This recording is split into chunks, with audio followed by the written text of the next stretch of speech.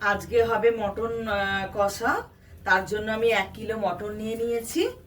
আর চর্বিটা আর মেটেটা আমি একটু আলাদা করে বাটিতে রেখেছি। আর এর জন্য আমি মশলাগুলো দিয়ে দেবো এবার ম্যারিনেশনের জন্য। এর মধ্যে প্রথমেই আমি দিয়ে দিচ্ছি হলুদ। হলুদটা পরিমাণ মতো দেবেন। আমারটা 1 কিলো আছে, তাই আমি 1 চামচের মতো হলুদ দিলাম। 1 চামচের মতো দিলাম জিরে গুঁড়ো। 1 চামচের মতো দিলাম ধনে গুঁড়ো। আর 1 চামচের মতো দিলাম কাশ্মীরি লঙ্কা গুঁড়ো। এখানে আমি দইটাও পরিমাণ মতো দিয়ে দিলাম। আপনারা আপনাদের পরিমাণ মতো দইটা অ্যাড করবেন। এর মধ্যে আমি একটু হোয়াইট অয়েল অ্যাড করব 2 চামচের মতো। চর্বি আর মেটেটাও একইভাবে আমি দই, গুঁড়ো মশলা সমস্ত কিছু দিয়ে দিয়েছি পরিমাণ মতো। আর 1 চামচের মতো হোয়াইট অয়েল অ্যাড করলাম। এর মধ্যে আমি আদা, রসুন, পেঁয়াজ বেটে নিয়েছি, সেটা আমি এর মধ্যে অ্যাড করে নিলাম।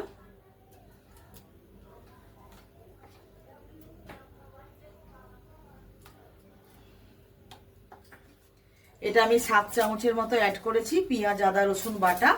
আর সেম ভাবে এখানেও আমি 2 চামচের মতো অ্যাড করেছি চর্বি আর মেটেটায়। এবারে আমি পুরোটা ভালো করে মাখিয়ে নেব ম্যারিনেশনের জন্য, পুরো মাংসটায়। আমি খুব সুন্দরভাবে মাখিয়ে নিয়েছি, দেখুন এটাও মাখানো হয়ে গেছে। আর চর্বি আর মেটেটা এখানে আছে, এটাও মাখানো হয়ে গেছে। এবার এটা আমি 1 ঘন্টার মতো ম্যারিনেশনে রাখবো। আর এখন যেহেতু শীতকাল, তাই এটা ফ্রিজে রাখার আর দরকার পড়বে না, বাইরেই থাকবে। আপনারা যদি মনে করেন আরও একটু বেশি সময় ম্যারিনেট করে রাখতে চান বা ওভারনাইট আপনারা রাখতে চান ম্যারিনেশনে, তাহলে আপনারা ফ্রিজে রাখতে পারেন সেক্ষেত্রে। এখানে আমি কড়া গরম বসিয়ে দিয়েছি করতে। কড়া আমার প্রায় গরম হয়ে গেছে। এবারে আমরা এর মধ্যে সরষের তেল অ্যাড করব। সরষের তেল মোটামুটি আমার এটা পলাতে মোটামুটি 5-6 পলা আমি দিলাম। আপনারা আপনাদের পরিমাণ মতো সরষের তেলটা অ্যাড করবেন। এর মধ্যে আমি এবার আলুগুলোকে ফ্রাই করে নেব।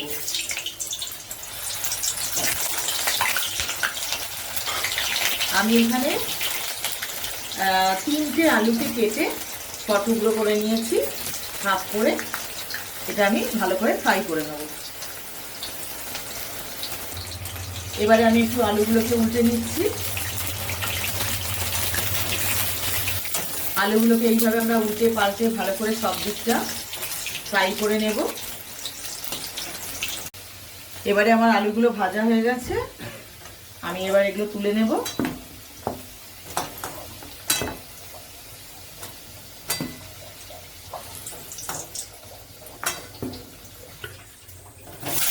এবারে আমি পেঁপে দিলাম। পেঁপেগুলোকে আমি একটু হালকা করে ভেজে নেব। মোটামুটি পেঁপেটা আমরা ভালো খাই, সেই জন্য আমরা পেঁপেটা একটু বেশি দিয়েছি। আপনারা আপনাদের পরিমাণ মতো দেবেন। আমি একটা ছোটো পেঁপে ছিল, ওটা পুরোটাই দিয়ে দিলাম। পেঁপেগুলোকে আমরা এবার হালকা করে একটু ফ্রাই করে নেব। এগুলো আমার 1 পিঠ ভাজা হয়ে গেছে, এগুলোকে আমি উল্টে পাল্টে নিচ্ছি। এবারে এগুলো মোটামুটি ভাজা হয়ে গেছে, আমি এবার তুলে নেবো। এগুলো খুব বেশি ভাজবো না, হালকা করে জাস্ট এটা কাঁচা গন্ধটা চলে যাওয়ার জন্য হালকা করে জাস্ট এটা নেড়ে নেওয়া। এগুলো হালকা করে জাস্ট নেড়ে তুলে নিলাম। এগুলো বেশি ফ্রাই করব না, পেঁপেটা জাস্ট কাঁচা গন্ধটা চলে যাওয়ার মতো ফ্রাই করে আমরা তুলে নেবো হালকা করে। এর মধ্যে আমি ভাজা হয়ে যাওয়ার পরে এই তেলেতেই আমি 2 কলা তেল আরও অ্যাড করলাম। আমি দিয়ে দেবো জিরে ফোড়ন।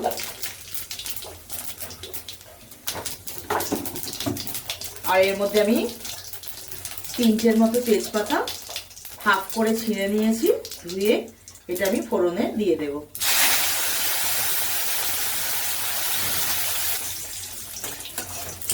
এগুলো আমি একটু ফ্রাই করে নেব তেজপাতাগুলো। এবারে আমি মটনটা অ্যাড করে দেবো তেলের মধ্যে।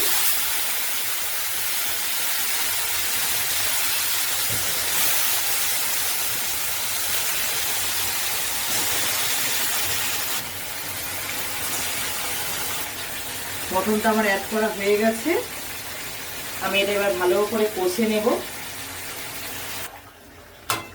এটাকে আমি ভালো করে মাংসটা ভালো করে আমি কষিয়ে নেব সমস্ত মশলার সঙ্গে। দইটা থাকার জন্য এটা থেকে জলও একটুখানি বেরিয়েছে। এটাকে আমি ভালো করে এবার কষিয়ে নেব। এর মধ্যে আমি 1 প্যাকেটের মতো মিট মশলা অ্যাড করলাম।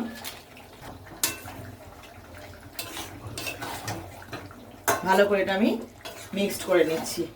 মিট মশলাটা দেওয়ার পরে পুরোটা ভালো করে একবার মিক্সড করে নিচ্ছি। এর মধ্যে আমি 2 চামচের মতো নুন অ্যাড করছি।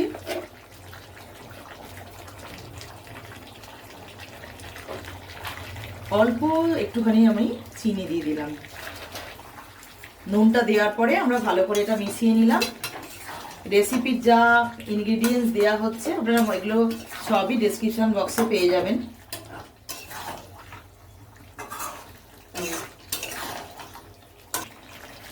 পাঁচশো গ্রামের মতো টমেটো কেটে রাখা আছে কুচিয়ে, এটা আমি এবার অ্যাড করে দেব। টমেটোটা আমি এখানে অ্যাড করে দিলাম।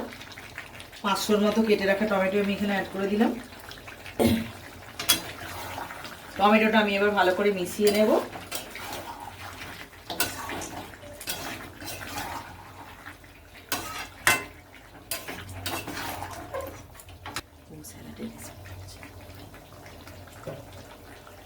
এর মধ্যে আমি পেঁপেগুলো ভেজে রাখা পেঁপেগুলো দিয়ে দিলাম।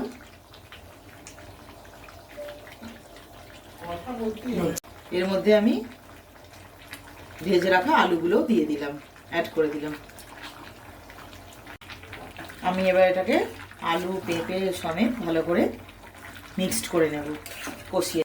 এটা আমার এবার কষানো হয়ে গেছে। আমি এবার এটা প্রেসার কুকারে সিটি দেব, 2টোর মতো সিটি দেব। প্রেসার কুকারে আমি শিফট করে নেব। এর মধ্যে আমি প্রেসার কুকারে শিফট করে এর মধ্যে আমি একটু গরম জল অ্যাড করলাম। পরিমাণ মতো গরম জল এর মধ্যে আমি অ্যাড করে দিলাম। আমরা একটু ঝোল ভালোবাসি সবাই, তাই আমি জল সেই এর অ্যাকর্ডিং জল দিয়েছি।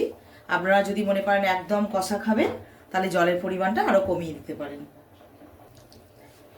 এর মধ্যে আমি ম্যারিনেট করে রাখা চর্বিগুলো একদম ওপরে দিয়ে দেব। এগুলো ওপরে দিলে কি হয়, নামাবার পরে এগুলো ওপরে ভাসে। এগুলো টেস্টও ভালো লাগে, দেখতেও ভালো লাগে, মিশে যায় না। আমি তাই ওপরে এগুলো বসিয়ে দেব। আপনারা চাইলে এটা কষার সময়ও দিয়ে দিতে পারেন, যখন আপনারা মাংসটা কষছেন তখনও এটা দেওয়া যায়। এবার আমার এটা দেওয়া হয়ে গেছে। নেক্সট আমি এতে অ্যাড করব গরম মশলা।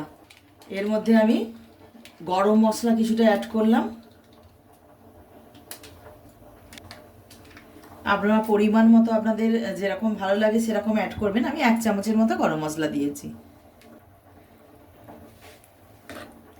এটা হালকা করে একটু মিক্সড করে দেব। এর মধ্যে আমি কিছুটা কুচনো ধনেপাতা পরিমাণ মতো অ্যাড করে দিলাম।